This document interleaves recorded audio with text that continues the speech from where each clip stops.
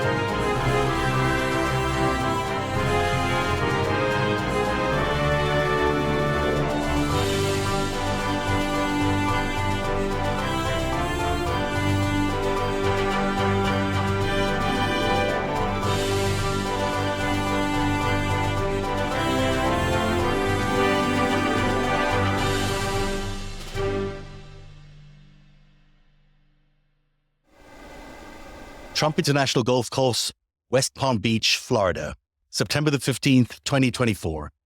Chaos erupts. Local officials confirmed Donald Trump was unharmed.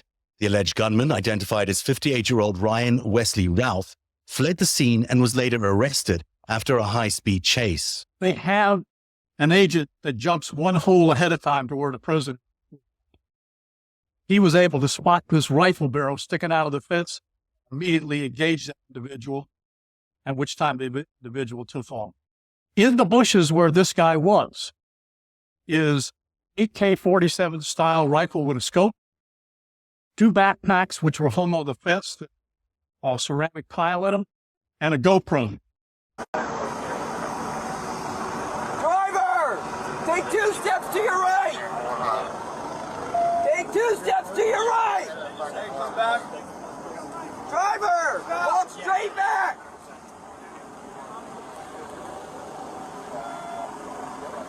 Keep walking. Keep that long.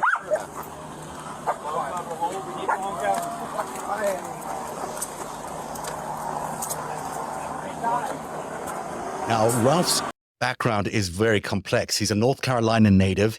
He moved to Hawaii in 2018. Where he operated a small construction business, but it's his criminal history that really raises eyebrows. I haven't seen a rap sheet like this in a very long time. In 2002, Routh was convicted of possessing a weapon of mass destruction. That's an actual felony. His rap sheet also includes multiple misdemeanors. But here's where it gets really interesting. According to the court affidavit, Routh was at the golf course as early as 1 a.m. on Sunday morning. Yet by all accounts, Trump's decision to go golfing that day was reportedly very last minute. So now it's quite possible that Routh hangs out in the bushes at the golf course every night, waiting for Donald Trump to come out and play the next day. But that seems unlikely. It seems far more likely that Routh knew that Donald Trump was going to be golfing and that someone had tipped him off. Here's the actual section in the affidavit that really refers to that. This is the affidavit, the 8-page affidavit that showed up today in court. And there's a couple of very interesting parts of it. One is about the weapon. We'll go to the weapon in just a few minutes. But the other part that I found was really interesting was his timing. When he showed up at the site and how long he had been there ready to set up.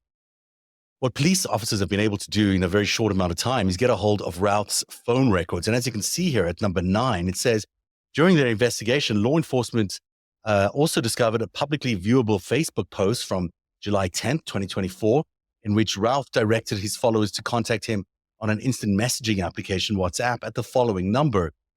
Database checks indicate that a mobile phone assigned call number, that particular number, is serviced by T-Mobile, and that Routh is a subscriber of T-Mobile. Agents requested T-Mobile on an emergency basis to provide law enforcement with information pertaining to Routh's mobile phone usage. And those records indicated that Routh's mobile phone was located in the vicinity of the area along the tree line described above from approximately 1:59 a.m. until approximately 1:31 p.m. yesterday on September 15th, 2024. So he was there approximately 12 whole hours.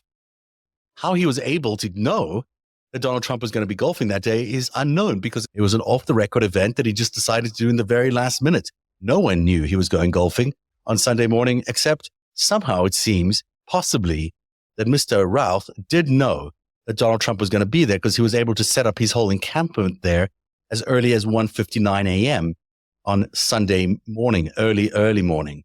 So that's certainly very interesting. And it's the number one question which has led us to question, what really are we looking at here? Is just this a typical assassination attempt, or is this a way by someone to spur on more interest in the Trump campaign, to spur on a better reception of the Trump campaign, maybe improve the polling environment for the Trump campaign? All of those could be real factors for anybody to attempt an assassination attempt, even though it's quite possible that Donald Trump didn't even know about that. It's quite possible that people were doing that externally from the campaign